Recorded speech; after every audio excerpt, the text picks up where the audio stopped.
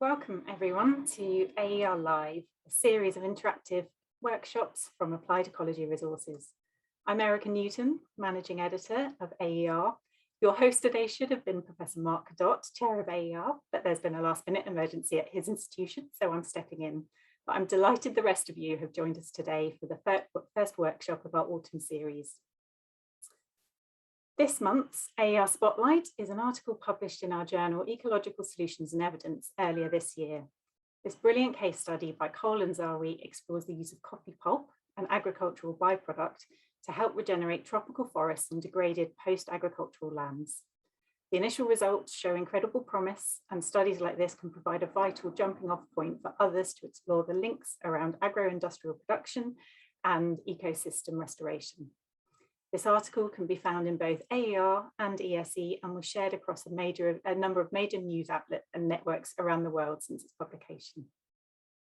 Publication of this article was made possible through ATBC's founding membership, which is an exemplar way your organisation can use our membership benefits to raise your profile and support evidence-based conservation. Organisations can join the AER community by becoming a member and share their work with a broad international network across the ecology sector. Membership can help raise the profile of your organisation by showcasing your work to a global community, support your capacity building strategy, and demonstrate the value of the information you generate and allow you to easily share this information. Find out more what an AER membership can do for you, for your organisation, by visiting appliedecologyresources.org/membership. I'll shortly be handing over to our speaker, Professor Stephen Cooke, who is giving today's talk. But before I do, here are a few housekeeping rules. The workshop will be recorded and posted online, so please keep your camera and audio off at all times. Please send in any questions or comments during the workshop by scanning the QR code on screen or visiting slido.com with the code 378250. We will share these with Stephen during the Q&A session after his presentation. Without waiting any longer, let me introduce today's speaker, Professor Stephen Cooke, for his talk, Rethinking Authorship in Conservation Science. Over to you, Stephen. Hi, folks. My name is Stephen Cooke, and I'm a professor at Carleton University in Ottawa, Canada. Today, I join you from the traditional unceded territory of the Algonquin people, where I live, work, and play. And I would ask that all of you think about the traditional people that have lived on the lands where you happen to be today for millennia. So today, I'm going to be talking about rethinking authorship in conservation science. This is a multi-authored contribution. However, the names that I'm sharing on the screen are not the authors. I'm actually going to introduce my co-authors a little bit later on. What you see there are the surnames for the first 80 or so authors on the Higgs boson particle paper that was published a number of years ago.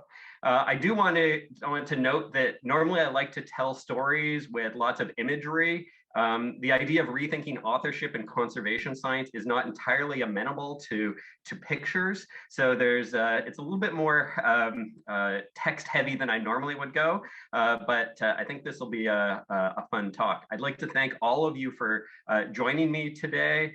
This is something that's near and dear to my heart as an author, as a researcher, as an editor, and as somebody who's a little bit frustrated, frankly, with conservation science. At the end of the day, it's about solutions. It's not about papers, but of course, papers are an important part of the process to create a scientific record that is robust and has some legacy. Just move us along here. All right, so what is authorship? So there's really two components to authorship. So the first is credit, right? You want to see your name on a paper because you've worked awfully hard on it, and there's credit that is deserved or owing, if you will. But it also has an accountability component to it. So those that are involved need to be accountable for the content of the paper, as well as how the work that was done. And so authorship is by no means trivial.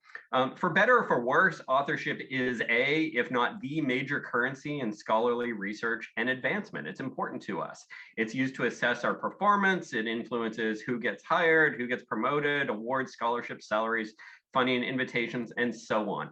I want to be very clear, it by no means should be the only thing that we use. It is just one indicator of science, of our science is our output. And I would like to also note that we're getting better and better at thinking about all the diverse ways in which scholars contribute to our community that extend beyond authorship. Unfortunately, there's a number of examples of authorship abuse. And let's start with the top one there. So this is the idea of gift authorship. So it may be somebody that's more respected in the field and basically just reach out and essentially give them a gift with the idea that they're going to reciprocate. They're going to turn around and in the future invite you to co-author a paper on them. In other words, give a gift back to you.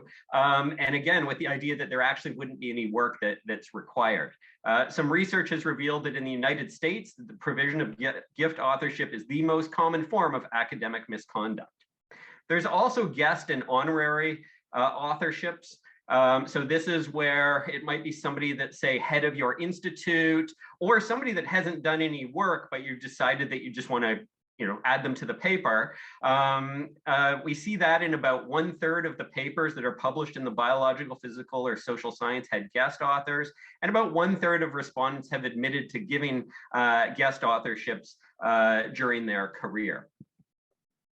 Of course, we're also in a time of hyper authorship, and I used the Higgs-boson example on my title slide, and that was intentional. Particle physics for the last decade or two has been publishing papers with many thousands, up to 5,000 or 6,000 co-authors. And this is starting to extend beyond particle physics. Even in conservation science, we're starting to see a handful of papers with 300 or 400 authors. We can ask whether this is good or bad. That's not where I'm going today. It's suggested that this is indicative of global collaboration. Might mean that folks are being more inclusive, but it does, of course, lead to this question: did all authors indeed earn authorship? So on the other side of the coin are what we call ghost authors. And this is the idea that somebody should have been an author on a paper, but was left off. And one of the classic examples is Rosalind Franklin. So when Watson and Crick put forth a key paper regarding the discovery of DNA, there are a number of really foundational contributions that Franklin provided that were not acknowledged, nor was she invited to be an authorship. And so there's been lots of written, both in the scholarly literature as well as the public-facing media about this, whether this is an incidence of sexism in science and the extent to which she was wrong. So this is kind of a classic example. Based on some survey work that's been done, it's estimated that 55% of the papers in biological, physical, or social science had ghost authors. In other words, people that were left off. And I'm going to guess that within our group of viewers today, there's a number of you, probably about half, who have experienced this yourselves. And it doesn't feel good. I've been there as well. We also know that ghost authors are often early career researchers. So maybe they're, maybe the professor or PI in an institute basically takes over and they're sort of, shoved to the side. But also in other groups that have traditionally been marginalized, including women in science, as well as a number of racialized groups. Now, there are a number of authorship criteria that are used to figure out who should be on a paper and who shouldn't be. What you see on the screen here are sort of the traditional authorship criteria. Usually we expect that somebody has contributed substantially to 2 or more of sort of the idea generation phase, actually collecting the data, doing the analysis, writing and editing, or the funding side of things. And as a conservation scientist, I look at those things and say, well, yeah, that's, that might be the mechanics of actually, getting a paper, written, but there's a lot more that goes into conservation science that's necessary before we can even sit down to write a paper. And so I have some issues, if you will, with these criteria. If we look at the International Committee of Medical Journal Editors, which is at least for the medical realm, although more broadly in the science community, regarded as an important voice in providing authorship criteria. They suggest there's 4 contributions, which are 4 aspects of authorship that all need to be met. So first of all, substantial contributions to conception, actually collecting data, analyzing it, or interpreting it. And then number 2, drafting the work or revising it. So essentially 1 and 2 are just a combination of 1 through 5 in the previous slide. And then there's this number 3, final approval of the version to be published. I think for me, that's a given. That's part of the publishing process.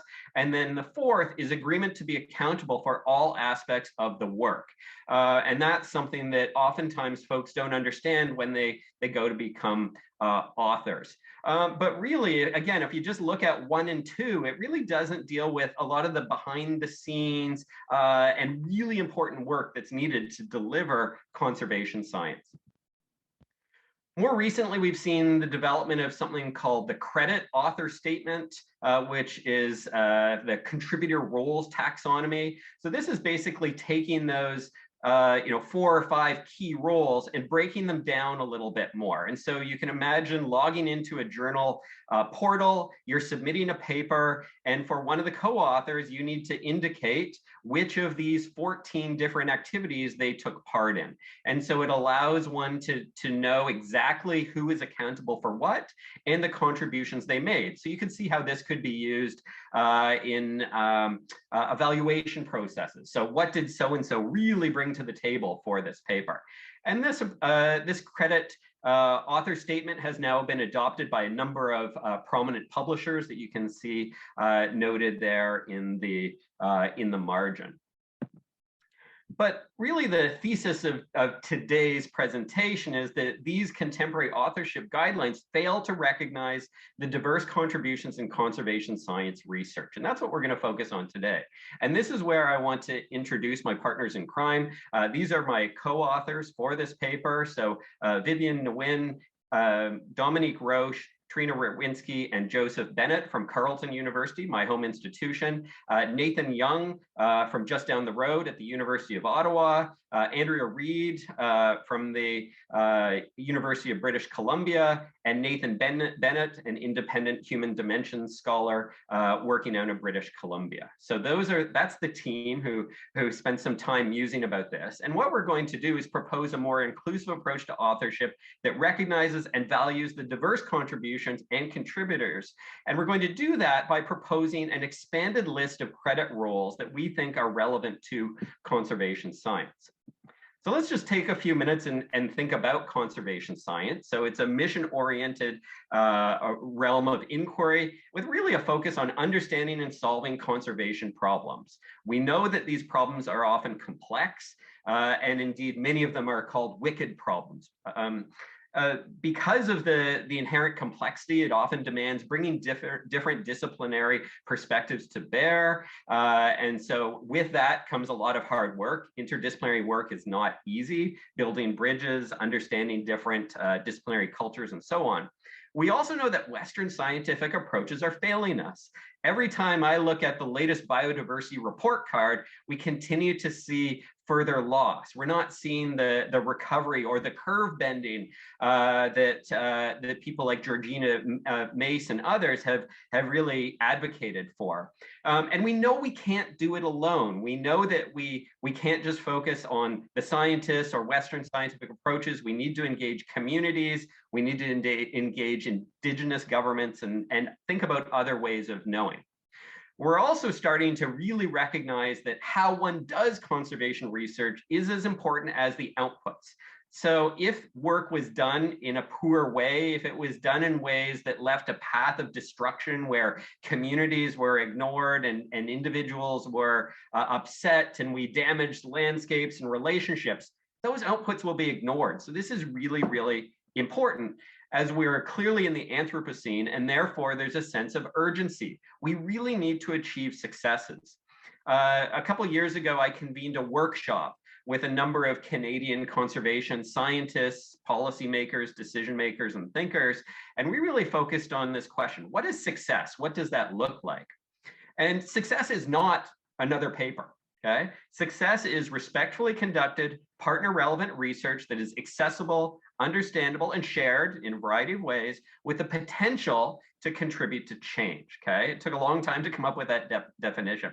One of the things that we determined during that workshop is that there's a need to better value and reward diverse contributions. And I think in many ways, that was sort of the nugget of the idea that led to what we're talking about here today.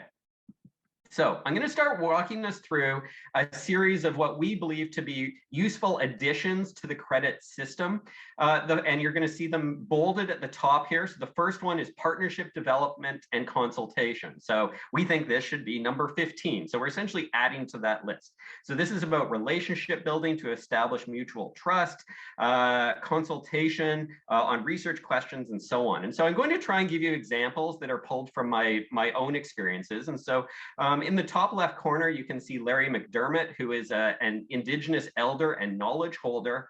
And what he was doing was creating the ethical space for bringing together Indigenous knowledge and wisdom with Western science at a workshop for identifying key information needs in Canada related to biodiversity. And without creating this opportunity for understanding and dialogue and starting this meeting in a good way, we wouldn't have been able to achieve what we did. So that's one example of partnership development and consultation. Not surprisingly, Larry, as well as several other Indigenous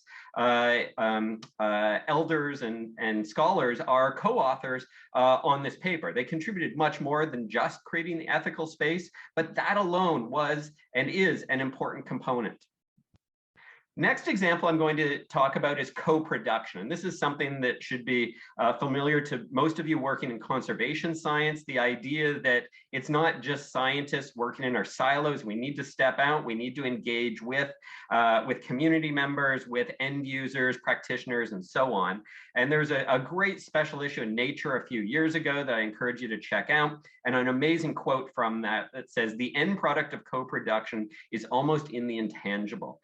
And so we've certainly started adopting a co-production model with a lot of the work in our lab.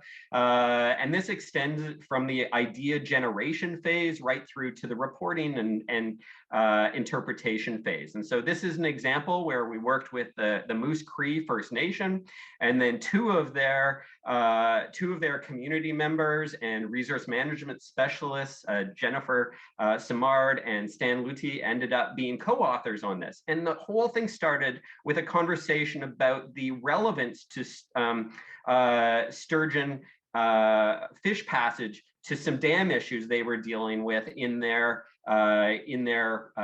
ancestral territories. And so the paper ended up being about more than that, but that was the context. And so they were instrumental in working with us to make this happen and co-produce this synthesis. Another example of how this can actually play out is the extent to which, instead of individuals, but actually organizations become recognized as co-authors. And here you can see on this paper, out of Natalie Band's lab, that the Kitsu Stewardship Authority was acknowledged as a co-author. And more recently, a really interesting example that came out of some work in the east coast of Canada, and I've got circled there that first word, which is a mouthful. That is essentially indicating all the relations and acknowledging the land. So this is, past, present, and future. And so this was really unique. One of the first times I'm aware of that a non-living, if you will, entity like that was acknowledged as a co-author on a paper. And in fact, because it was so unique, the editors of the journal Facets, actually produced a short editorial notice to accompany the paper. And here's some quotes from that. The idea of community collectives and more than human actors being the authoritative source of knowledge is an Indigenous concept, and it differs from what we normally think of in terms of authorship and contributorship. But we also know that Indigenous people are responsible for their own culture and histories, and we need to provide them opportunities to acknowledge and share in ways that are meaningful for them. And so that it only follows then that to determine how to attribute authorship really should be up to the Indigenous communities, and hence clearly justifying that approach. Team building is really important. Now, this example involves me. I'm the last author on this paper, and my role was really about building the team. I worked with Robert Lennox. We hatched the idea, but I was sort of the glue. I helped pull things together here in terms of identifying who we needed to bring aboard. So, and this is not my usual community. So we have folks here that work on a variety of different taxa. We have information security specialists, folks that deal with open science, database specialists, and so on to tackle this question about eco-surveillance. And so I'm not sharing this to justify my inclusion as an author, but I want all of you to think about the importance of team building, how difficult and challenging and how much work that takes, and how that's something else that needs to be acknowledged. The next example is securing permissions and permits. As somebody that does work on wild fish in the wild, this is something that's very familiar to me. We need permission from landowners and rights holders. We need permits from government agencies. We have research ethics and animal care approval, sharing agreements, and so on.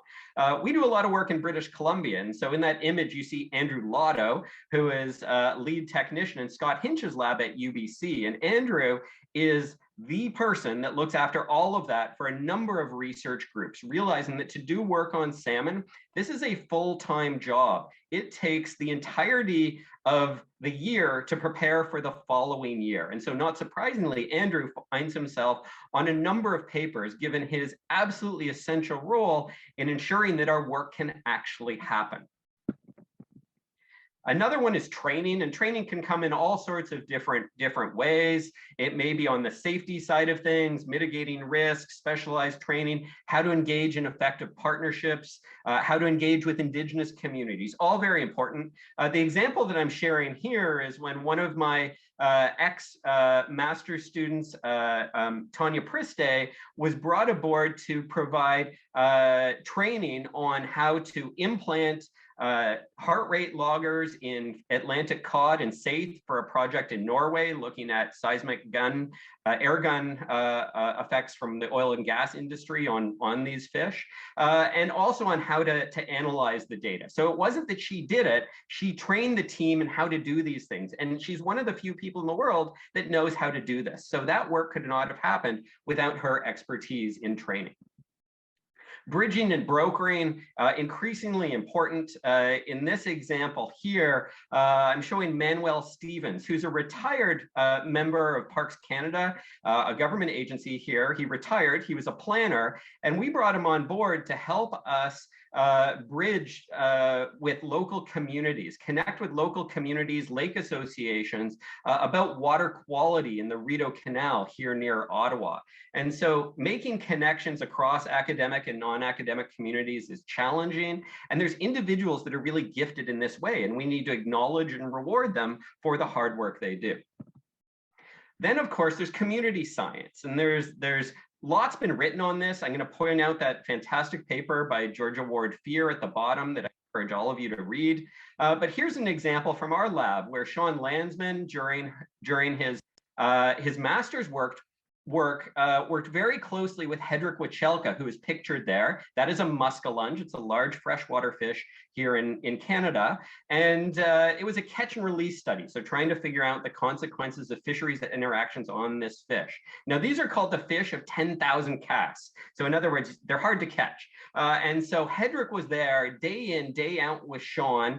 Right from the beginning, though, this was also very much a co-produced product. So this is an example where Hedrick is clearly an author. He's an author on a number of our papers, given his foundational role. So something to think about. And now here's one I've added. This was a fun addition. This is not in our taxonomy, but timely given the pandemic. So over the last 2 years. I've been fortunate to be bubbled with my family, and being a fisheries researcher, not being able to work closely with my students, my 3 kiddos ended up becoming my research assistants. So they've helped with research. We've sat down and brainstormed project ideas. We've executed them. The kids have entered the data. I've generated the visualizations or done so with collaborators. I've sat down and gone through them with kiddos and talked about it. These kids truly earned authorship. And in fact, this was covered in a CBC radio article. And there's the example. So there's the Cooke and Cooke paper with a few other folks that helped with the analysis there. So my kids, ranging in age from 6 to 10, are published authors.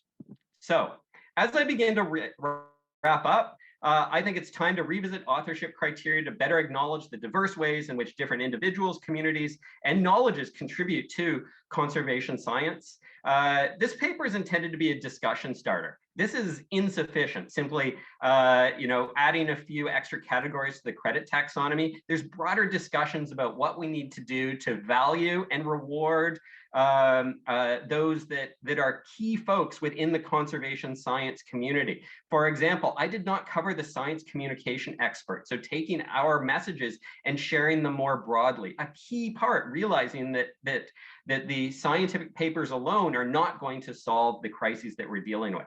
These discussions about authorship are often challenging. There's norms and expectations that vary at the level of the discipline, the lab, department, and they have cultural foundations. And so who is deserving of authorship is a dynamic social process. This isn't easy stuff.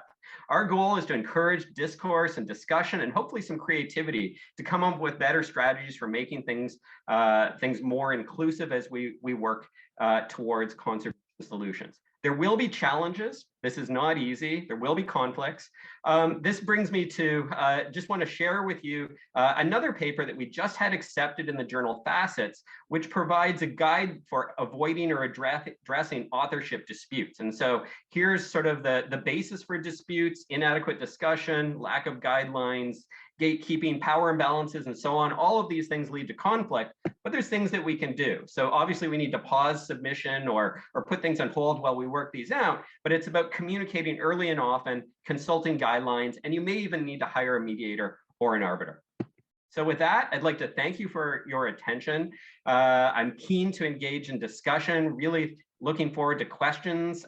Reminder that Slido is where you will submit those questions. But I'm very thankful and hope all of you will help us get to what I call Conservation Science version 2.0, that is more inclusive and far more effective. Thank you. Thank you, Stephen, for a really fantastic talk. They're really wide-ranging and lots of things to think about. There have been some questions coming in. One of them really relating to the fact that you feel that this is an ongoing discourse, and one of the questions is, what's the value for non-human entities, Indigenous lands, whole communities, to be an author? Can't maybe in the acknowledgements, does it matter? Yeah, I think it matters to these communities, and as a settler, it's not my responsibility to decide where they best belong. So a lot of the knowledge that's brought forward when we're working with Indigenous people, which is very common in Canada, and I know that depending on where you're situated in the world, this may be an issue you're dealing with on a day-to-day basis or not. But for us, it's front of mind, and it needs to be led by the Indigenous communities. So it's not for us to dictate; it's for them to create a path that works for them. So it's about acknowledgement. Just like every meeting that we begin in Canada starts with a land acknowledgement, ideally delivered by an Indigenous elder who can tell us about the importance of relationships between people, non-living entities, living entities, past, present, future. So important. And so the value is that this is part of our path to being more inclusive. I'm not going to suggest that this is going to reconcile all the wrongs of yesteryear, but it's a step in the right direction. Great, thank you. And then there's a couple of questions coming around credit. So, the list of authors could be almost endless if everyone involved is an author. And is there another way to credit everyone involved? And what's the value of authorship when for people whose job isn't necessarily measured by their paper outputs? Yeah, and there's been a lot written, particularly in the medical field, about this, the idea that maybe authorship and creditorship should be separated. So you have a list of authors that, actually wrote the paper and, in quotes, did the science, and then another group that are credited for other contributions. But to me, science is holistic, right? When we're doing conservation science, it's not just about the paper. It's not just about running our scripts. It is from beginning to end. And to be clear, I'm somebody wearing my editor hat. This is not about giving authorship willy-nilly. There's careful thought that has to go into all of these things. I'm not one for just making authorship lists longer, or it does become irrelevant. It does become meaningless. But we also need to value those that do important things that just are a little bit different in terms of how we think about a paper. I also want to flag that things have changed a lot. Imagine, when we were talking about a paper 15, 20 years ago, we were literally talking about papers. I don't have a single peer-reviewed paper on my desk here, yet I look at many of them on a daily basis. So we've gone to a more online model. Guess what? The paper, the scientific article 50 years from now is again going to be very different. And I think, there's the way it was and there's the way it may need to be. And I think this is a step in getting us there. I don't know exactly what that paper of the future will look like, but I'm going to guess that it will be more dynamic. That it will be perhaps alive, if you will, that there will be opportunity for lots of individuals to engage with material in a more meaningful way, and that it may actually show. So for example, the co-production components, sitting around a table and interacting with community members, maybe those videos will all be embedded in the papers. We're already at a point where we could do this if we wanted to, we just haven't. Great. Okay, thank you. So another question that's come through is you gave a couple of examples of articles where a nation had been credited as an author. Do you know how the authorship criteria changes came about for those publishers? Did it actually change the policy of the journal in some way? It did, and that editorial that was written to accompany that second one, the first one, because that was an entity with an address and an email, it actually wasn't that, to do a government authority, if you will, that part's easier. The second one, where it was, sort of a slightly less tangible to, it's hard to put a finger on it and say, oh, here this is, and here's their email address. That's problematic because to enter material, even my kids, for them to publish, I needed to create email addresses for them. So there were discussions with some of the senior editorial team at Facets. I was consulted as somebody who had just published this paper. Because of this paper that we had written, they consulted me and just to get my thoughts. So I'm very supportive of this thing. I don't know how to deal with the mechanics behind the scenes and making high wire and some of the other sort of, and ISI happy, but they were able to figure it out, and now they've got a pathway for moving forward. And by sharing that today, hopefully we're opening doors for others. And I also want to acknowledge BES and AER and the journal Ecological Solutions and Evidence is also being really at the vanguard of this, really creative, creating a community of practice that's supported, and it's not just the same old. It's creating new opportunities for everyone to engage in science, including practitioners, policymakers, indigenous knowledge holders, and so on.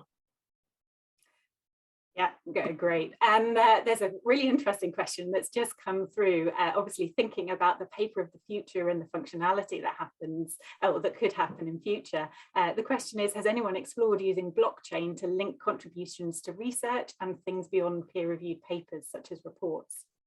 Yeah, to my knowledge, not, but I would be surprised if it hasn't happened. So I have not gone looking for that, but certainly blockchain is one of the things that may be an enabler, if you will. But I think we forget that at the end of the day, we value publishers, and but it's really our community.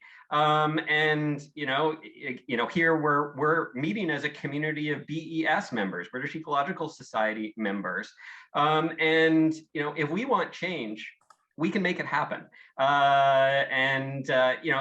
Change can be uncomfortable, change can be hard, but we've seen that change, and there are a number of journals that are at the forefront of those changes.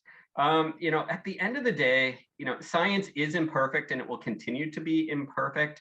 We need to share our work. We need to be transparent and open so that others can evaluate it, understand the reliability, so that when we do, for example, evidence syntheses, we're taking the best, we're ignoring the worst, and using that to guide our decision making.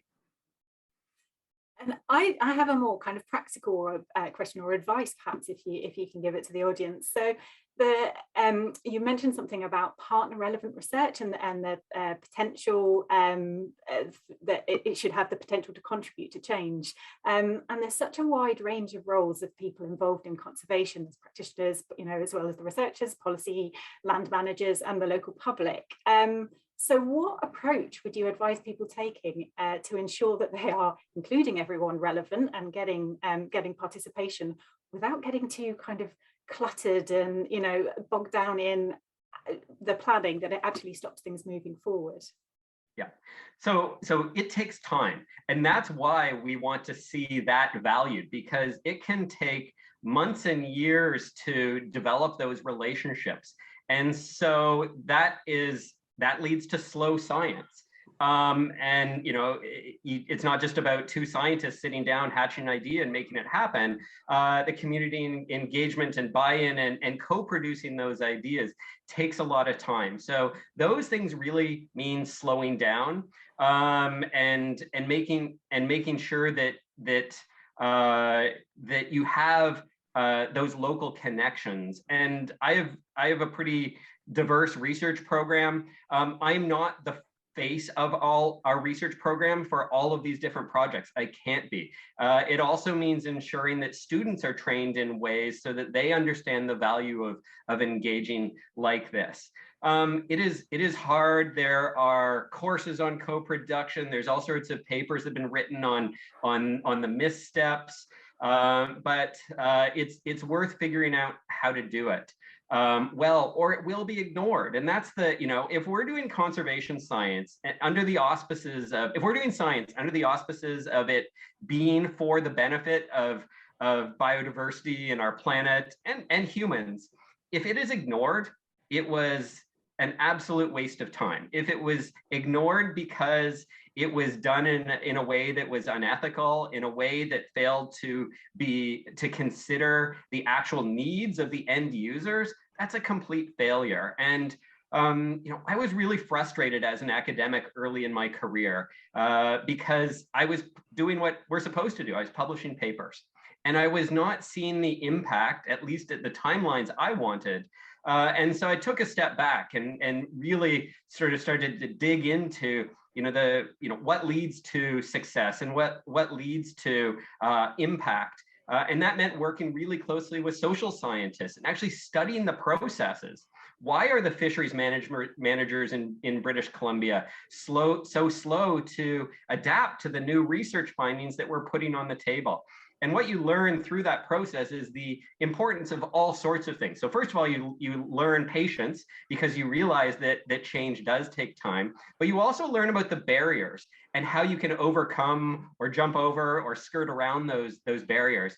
And it tends to be, a great example is being seen on the riverbank. that was one of the most important drivers of the extent to which community members in BC, whether it be Indigenous communities, recreational fishing groups, commercial fishers, and fisheries managers, the extent to which they would use our work depended on the extent to which we were seen on the riverbank, actually, doing science, interacting with people, and understanding the resource. So that's just one example. Wonderful, thank you. Perhaps just to finish off, one quick question. Is there any further research that you're doing or plans to take this forward, this research into action? So maybe reaching out to other publishers or encouraging people to use this, to use your recommendations? Yeah, I would like to see more discussion first. Again, we put this out there as an idea, as a concept, as opposed to a demand, if you will, an opportunity. I'm willing to help push it, but I also want to hear more from other colleagues. This was written by a relatively small group of individuals in one nation with one context. And I think there are other voices and ideas that need to be heard as well. There's certainly some creative folks out there. So I would like to hear from them. And I'd like to see what editorial boards do with this. A lot of the editorial boards in the conservation science and applied ecology space come together and, a couple times a year and discuss strategy and opportunity and issues. And I think this is something I'm hoping will find its way onto their plates for discussion. And if not, I think it will likely be forced, because I think there will be people that start to do this themselves, individual authors that start to realize that credit taxonomy, the current one that we fill out, may not fill their needs. And so I think you might see more elaborate and authorship contribution statements, especially when we don't have to just tick the boxes. When it's the box ticking approach in a journal interface, it's a little bit more difficult. There's no add number 15 or 16 or 17. It's choose from the 14, but a lot of them are free form. And I think that's where the opportunity is. So again, bottom up. If this is something our community wants, it'll happen because we will all start doing it. Wonderful. That's a great note to leave it on. So thank you, Stephen. So that brings this month's AER Live to a close. Thank you again to Stephen and to everyone who joined our workshop today. If you have any further questions or comments for Stephen, please share them on Slido, which will stay live until tomorrow.